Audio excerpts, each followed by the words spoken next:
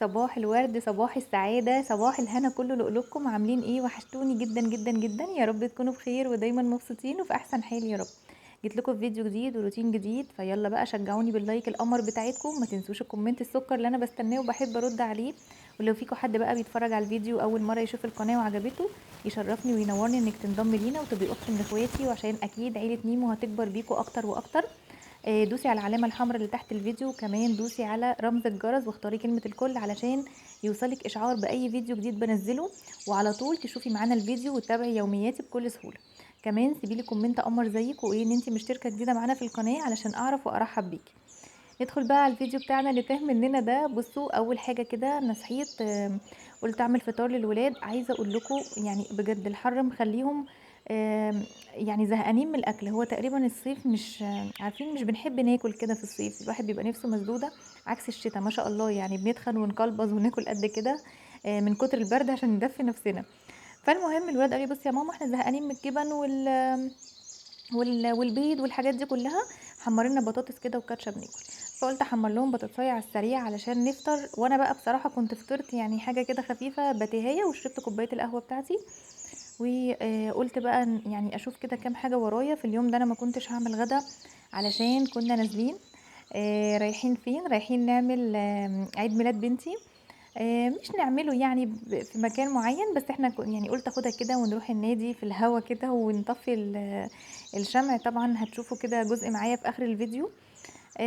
فهنا بقى كده يعني خلاص قطعت لهم بطاطسايه كده على السريع، وقلت احمرها في القلايه. عايزه اقول لكم لما بيكون في وقت يعني معاكي ممكن تحطي نقطتين خل على البطاطس بعد ما تتقطع، وطبعا احنا بنشطفها كويس جدا. بنحط نقطتين خل وتحطيها بقى في شويه ميه مع الخل، شويه شطه شويه ملح، وتنقعيها شويه.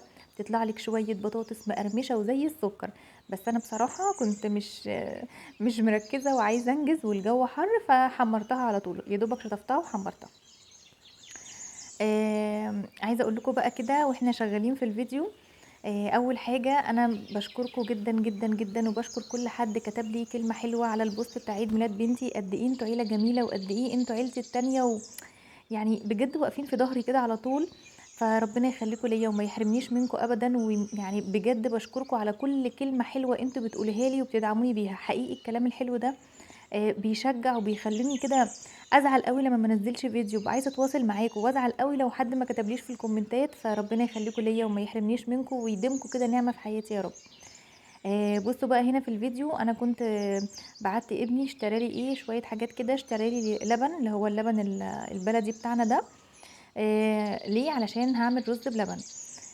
بصوا، رز بلبن يا جماعه يعني لبن بلدي بحاجته كده بالقشطه بتاعته بخيره كده. ما بحبش ابدا اعمله باللبن اللي هو المعلب خالص. وكمان جبت كيس كريم شانتيه علشان انا بحب احطه فيه وانتوا عارفين. وهنا دي جاب لي جبنه كده من الالبان. طبعا انتوا حافظين معايا الجبنه اجيبها على طول افضيها في علبه من علب تبروير اللي عندي، او اي علبه بلاستيك عندك. المهم ان هي ما تتحطش في الورق الفويل لانه غلط، فيعني ربنا يحمينا من اي حاجه وحشه يا رب. خلاص كده شلتها، وقلت بقى ايه اغلي اللبن علشان اعمل الرز بلبن. بعد كده في نفس الوقت كده وانا واقفه كان عندي ايه، طلعت زبده من التلاجة، اللي هي سمنه بلدي يعني، وقلت اسيحها. طبعا انا كنت قريب مسيحه معاكم جزء. بصوا الناس اللي جديده معايا، انا مش بحب لما اجيب كميه سمنه ايا كانت انا جبتها قد ايه، ما بحبش ان انا اسيحها كلها مره واحده. ليه بقى؟ علشان لو انا سيحتها كلها مره واحده هضطر ان انا احطها في يعني في برطمان كبير، وطبعا ده مش هيدخل في التلاجة وهسيبه بره في الحر اللي احنا فيه. حتى لو انتي مسيحه السمنه كويس جدا ومتاكده منها، برضو وارد ان هي يحصل لها عفونه او حاجه، فطبعا حرام، دي غاليه جدا. فلا انا بحب ان انا اسيح جزء جزء على قد مثلا علبه كده اللي انتوا هتشوفوها معايا بتاعه السمنه دي، واخليها في باب التلاجة تخلص اسيح مكانها على طول. فاهميني؟ هو اصلا يعني ما بياخدش وقت. هنا بقى كنت بقلب اللبن. دايما لما بغلي اللبن احب كده ان انا اقلب الوش بتاعه. يعني كنت سمعت من دكتور قبل كده بيقول البكتيريا والحاجات دي بتبقى يعني على الوش كده، قلبي اللبن كويس. ودي السمنه او الزبده كنت بسيحها. وهنا كنت بوريكم. طبعا انا جريت المراحل بتاعتها دي لان انا عملتها في فيديو معاكم لوحده، وعملتها كذا فيديو كنت بسيحها واقول لكم طريقتها. هي سهله جدا جدا جدا. المهم ان انت يعني عشان تضمني ان هي استوت بتلاقيها بقت شبه الزيت كده، ما بقاش عليها اللي هي بتبقى زي رغوه بيضه كده. وبتلاقي المرته بتاعتها، المرته دي يا بنات الفتافيت الصغنطوطه اللي بتبقى فيها، اللي بتبقى في القعر، بتلاقوها بصوا هي شبه الزيت. وبصوا المرته لونها ايه، لونها بقى ذهبي. طول ما المرته لونها بيضه يبقى سمنتك ما تسيحتش كويس، اوعي تطفي عليها. ليه بقى؟ علشان هيحصل لها عفونه حتى لو اتجمدت وحتى لو في التلاجة، وهتبقى مش حلوه خالص وتبقي ضيعتيها على الفاضي. فلا، لازم تحسي ان المرته او تشوفيها لونها ذهبي كده. هنا بقى كنت باعمل ايه، هنا كنت بوريكم علبه الرز بتاعتي دي، علبه من تبروير حلوه قوي قوي قوي، مش فاكره 4 أو 5 كيلو. عايزه اقول لكم مهما تحطوا الرز فيها ولا بيجيله سوسه ولا اي حاجه، علب تبروير محكمه الغلق وحلوه جدا.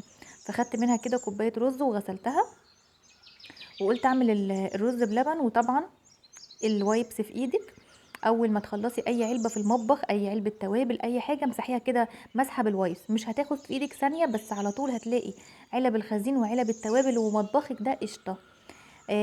الرز بلبن بصوا انا بحب اسويه في كوبايه ميه، يعني كوبايه رز وكوبايه ميه، يدوب بس تغطي الوش وتوطي العين شويه وتخليه يستوي، وهو يعني الرزايه زي ما هي ولا اتكسرت ولا اي حاجه.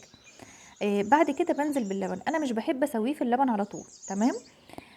طب انا عملت ايه، انا نزلت باللبن وحجزت كوبايه لبن على جنب، وهقول لك ليه دلوقتي. المهم هنا بقى كنت بقلبه كويس. بعد كده بقى ايه، نزلت كده بحته قشطه كانت عندي، كنت حاجزاها بصراحه من اللبن قبل كده كان عندي. وطبعا اللبن ده هو اتغلى ونزل بالقشطه بتاعته كله على بعضه كده.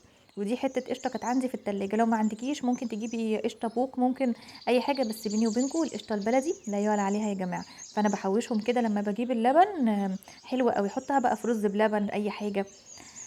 طبعا المراحل هنا كانت بتجري، انا هو بياخد غلوتين بعدين ببتدي ان انا انزل بالسكر. انا السكر مش هقعد اقولك حطي كوبايه سكر ولا كوبايتين، السكر ده حسب الرغبه. يعني انا مثلا من ضمن الناس اللي تحب تاكل الرز بلبن والحلويات سكرها قليل. انت عايزه تاكليه سكره كتير، يعني زي ما انت عاوزه.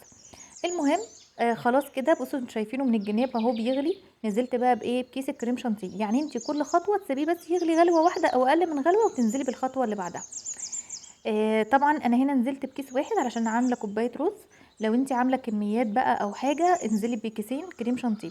عايزه اقول لكم بيدي قوام وطعم كده اللي هو الطعم بتاع المحلات يا جماعه، بجد حلو قوي قوي قوي، جربوا بس التريكات دي. هو بسيط وما فيهوش اي حاجه. جيت هنا على جنب، جبت كوبايه وفيها معلقتين ممسوحين من النشا، يا معلقه كبيره يا اما معلقتين ممسوحين. ابتديت طبعا ادوب النشا في شويه ميه، لازم يدوب في شويه ميه الاول، تمام. طب بعد كده هتعملي ايه يا نيمو، هاخد بقى حبه النشا دول وانزل بيهم على كوبايه اللبن اللي انا كنت حاجزاها من اللبن، فاكرينها يا جماعه؟ مش قلت لكم ان احنا هنحجز كوبايه؟ هنزل بيها واقلبهم كويس. طب ليه يا نيمو انت عملتي كده؟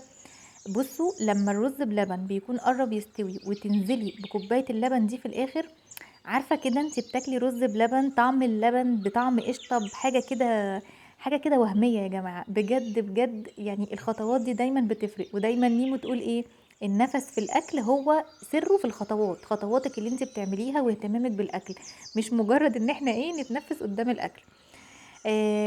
بصوا بقى كده خلاص انا نزلت بكوبايه اللبن وبالنشا وخلاص كده، المفروض ان انا هطفي عليه. قبل ما بتطفي عليه بتنزلي بالفانيليا. انا بحط كيسين عشان دي الفانيليا باودر، لو انت عندك الفانيليا السايله ودي بتبقى احسن وافضل، بتنزلي بكام نقطه بس. الفانيليا يا بنات بننزل بيها ونطفي ونغطي على طول، اوعي تنزلي بيها في الاول وتسيبيها لانها هتتبخر وهتطلع مع البخار ومش هيبقى ليها طعم ولا ريحه. طب ايه يا نيمو اللي انت حطيتيه في المعلقه ده؟ ده بقى فاكرين الزبده والسمنه اللي احنا لسه مسيحينها دلوقتي، انا خدت منها نقطتين. هتاخدي نقطتين على الرز بلبن، ايوه يا جماعه بصوا، هما نقطتين اتنين عشان ما حدش يقعد يقول ايه ده تقيل ده وحش، لا، نقطتين اتنين بيدوكي حته طعم. بصوا انا مش هقول لكم غير جربوا وبالف هنا يا رب على قلوبكم. هنا بقى دي الزبده اللي انا سيحتها، ودي العلبه بتاعه تبروير برضو، بصوا هي شكلها مش قد كده بس هي علبه حكايه والله. آم، دي يعني الكميه. طبعا حطيتها ومسحتها برضو بالوايبس، منديل كده وايبس. بصوا دايما هاتوا الوايبس اللي هي بتبقى الرخيصه، مش احنا مش هنحطها على بشرتنا، امسحوا بيها على طول كده، علبه رخامه اي حاجه. انا حطيت في علبه السمنه ومسحت علبه السمنه من بره عشان ما تبقاش يعني فيها اي سمنه ولا حاجه. طلعت بقى الطواجن بتاعتي وطلعت العلب دي برضو من تبروير. بصوا انا يمكن 3/4 مطبخي الحاجات البلاستيكات من تبروير، بس عشان انا فعلا بحب الحاجات تبروير جدا وما ندمتش على اي قرش انا دفعته في حاجه تبروير. المهم بقى انتوا شفتوا معايا قوام الرز بلبن، قمر قمر قمر قوام كده، اللي هو رز رابط في بعضه مش سايب، ما تبقاش اللبن لوحده والرز لوحده وفي نفس الوقت مش ناشف قوي، لا حاجه كده حلوه. هنا بقى انا كنت ناويه اعمل الطواجن دي كلها عشان انا بحبه في الفرن قوي. جم ولادي قالوا لي ايه، لا يا ماما الجو حر واحنا مش عايزينه، لا يا ماما بلاش ومش عارفه ايه وحطوه لنا في التلاجة. قلت لهم ماشي. عملت طاجنين بس. عايزه اقول لكم بعد ما كلوا الطاجنين يعملوا لي ازاي، ماما هو انت ليه ما كترتيش شويه في الطواجن الرز؟ بصوا اللي هو قلت لهم لا بقى حرام عليكم، انا الحر مجنني وانتوا هتجننوني فارحموني شويه. بصوا انا بعمل ايه بقى. لو انت هتعملي الرز بلبن في الطاجن، مجرد ان انت بتحطيه وتفتحي عليه الشوايه، مش الفرن طبعا هو مستوي، تفتحي بس الشوايه 10 دقايق وبياخد الوش وتطفيه. لو انت بقى هتحطيه في علب، انا بحطه في علب تبروير دي. بسيبه يهدى وبعدين ادخله التلاجة من غير ما اغطيه. خدي بالك لو انت هتغطي الرز بلبن دخليه التلاجة الاول ياخد الوش الحلو ويهدى خالص، ما يبقاش فيه نقطة سخونية نهائي، وبعدين طلعيه وغطيه.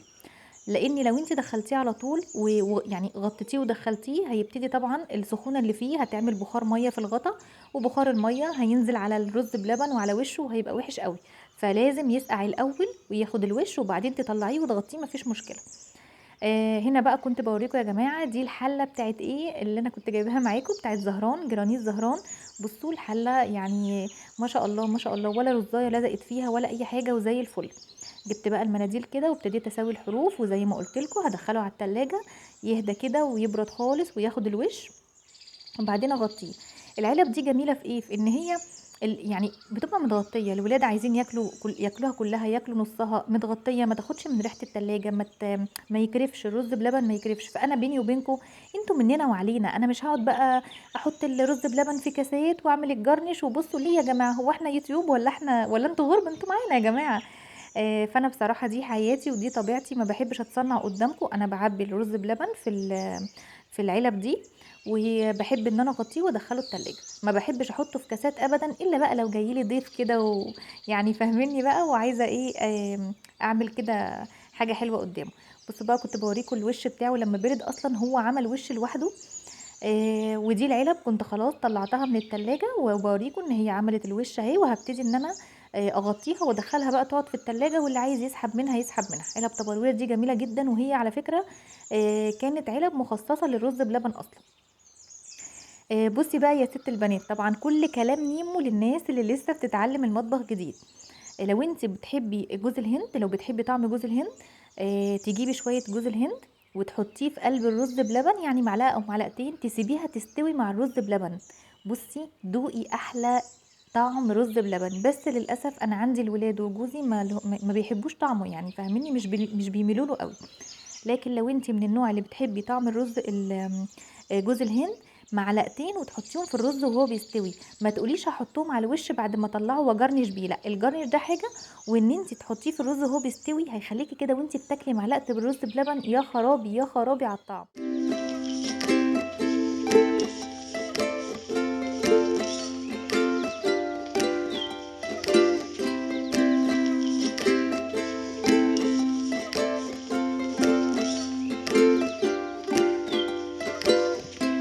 هنا بقى خلاص كنت طلعت الرز بلبن من الفرن، بصوا كان تحفه وخد الوش القمر ده حقيقي، كان حلو جدا زي ما قلت لكم كده. دخلوه تحت الشوايه، مش الفرن، الشوايه 10 دقايق بس. عايزه اقول لكم قلت للولاد الله يسامحكم كنت كترت شويه طواجن.